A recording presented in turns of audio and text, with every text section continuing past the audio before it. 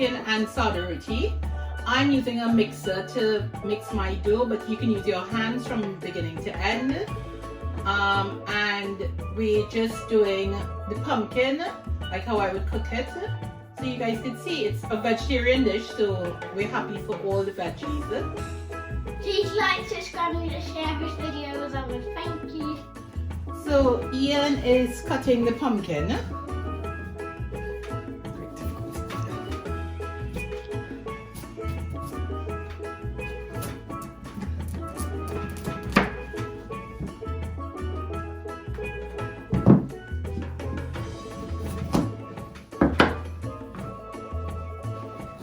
So he's peeling the pumpkin now.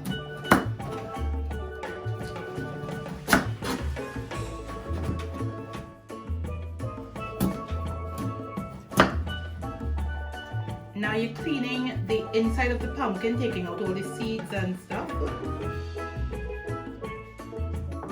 And now you're just slicing the pumpkin. So you want it about, this thick, because you're going to cook it down.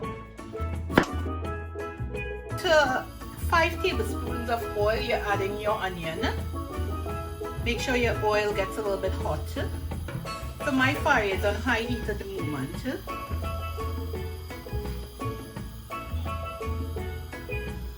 So now to your hot oil, you're adding your onion and about 4 grains of garlic. Again, it's your preference how much you want it to put in, yeah? You want to fry all of your stuff together. You want to fry it until your onions start to get slightly brown. Not too brown, just slightly brown. So I'm adding a 1/4 teaspoon of cumin. My one is roasted, but you'll use the normal cumin if you want. That is not necessary, but if you want, you can add a little bit.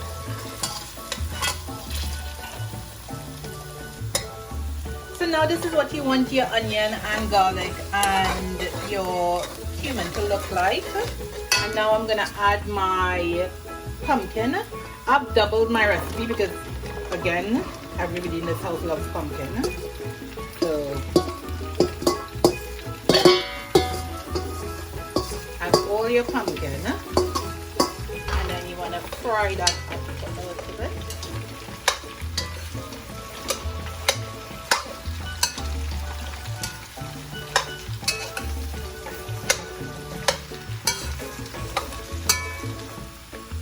So I'm gonna add my salt. You will need to add your salt to taste. So I will just add a bit in the beginning, and then when you finish cooking down, then you add how much else you think. So I would say I would add probably about a teaspoon, and then your black pepper. Again, this has to be to your taste.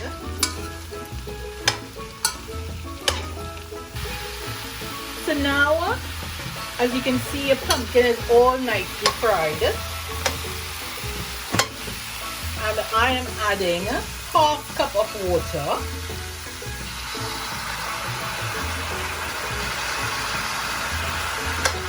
And then I'm going to lower my heat to my lowest that I could get it, because it needs to cook on a really slow fire.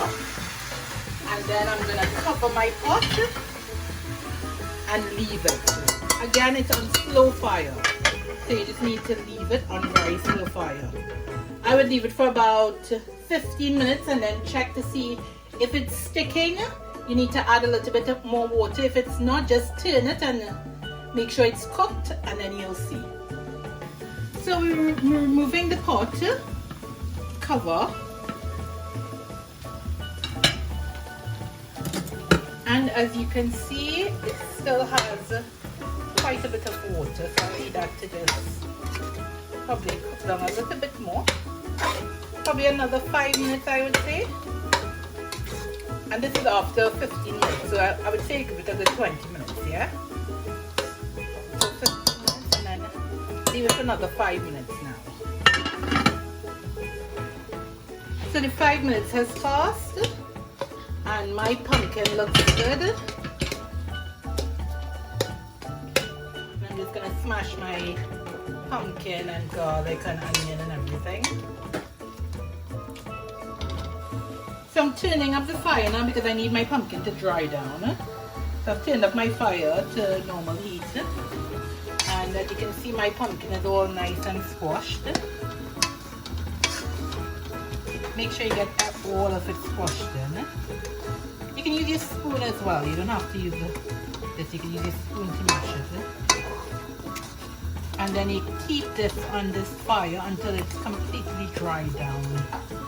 Because you need it nice and dry. Again, if you don't have pumpkin, you can use butternut squash. This is the same kind of thing. I think if butternut squash will probably, you don't have to cook this long. So this is the pumpkin now, and this pumpkin is done. Again, you just taste it for your salt, if you want salt. If you're adding pepper at this point, hot chili pepper, you can add a little bit of hot chili pepper. It's up to you. But this is our pumpkin done. Hope you guys enjoy it. So I'm putting in my flour now into the mixer. You're adding all your dry ingredients. So you should be using 4 cups of flour, or if you doubled up your recipe, you're using 8 cups of flour. It's plain flour.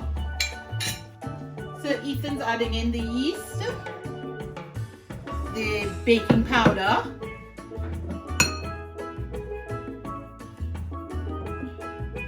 and the salt.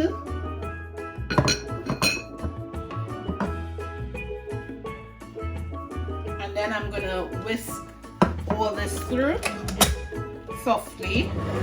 Add your cups of water. And then you're gonna mix this.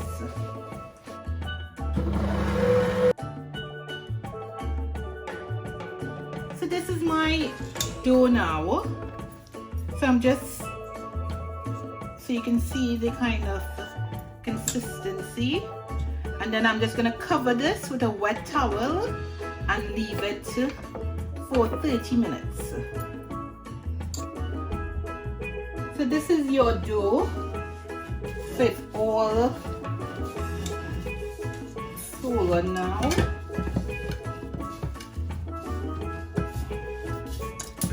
Right? I'm just gonna use some flour to dust my board.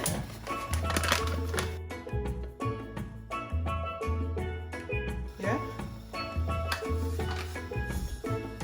And I'm gonna just put my dough onto my board. So now I have my dough, and I need to put it into balls because that's the size of the roti that I'm gonna make.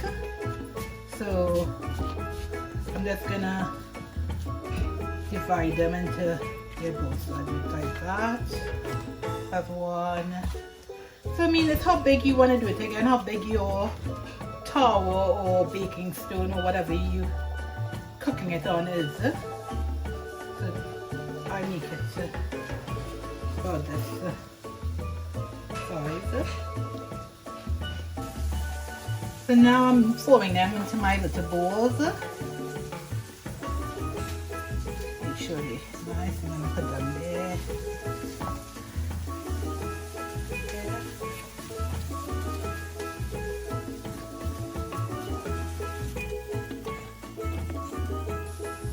So I've done all my balls now.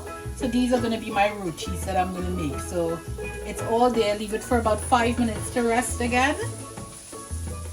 So now I'm rolling my roti out.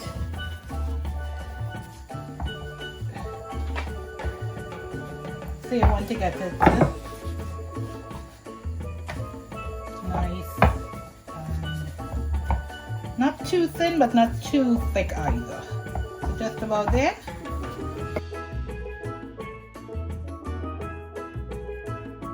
And your tower should be heated, and then you're going to put your roti on the tower. Yeah, and then you leave it now until you should see bubbles coming up. Seeing your bubbles coming up, and I'm just going to turn it a little bit, and then I'm going to turn it over now.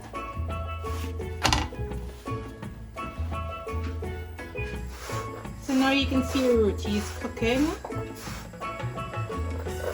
And I'm turning it over now.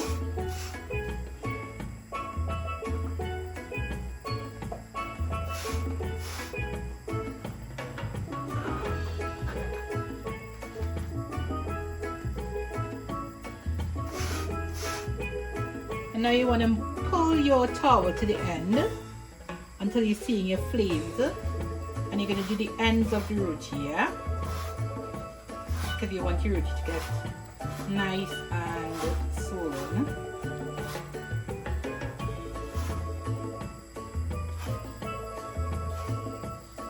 Careful with the steam because it could burn you really badly.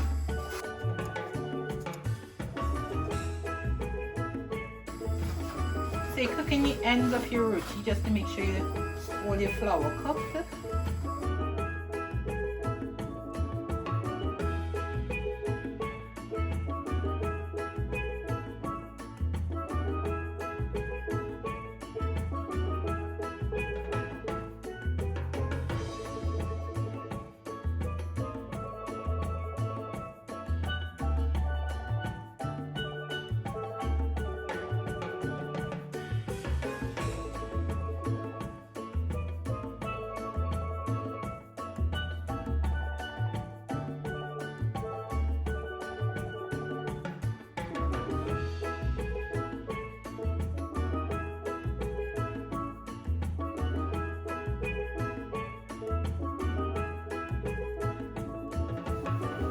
So you want to get all the ingredients incorporated.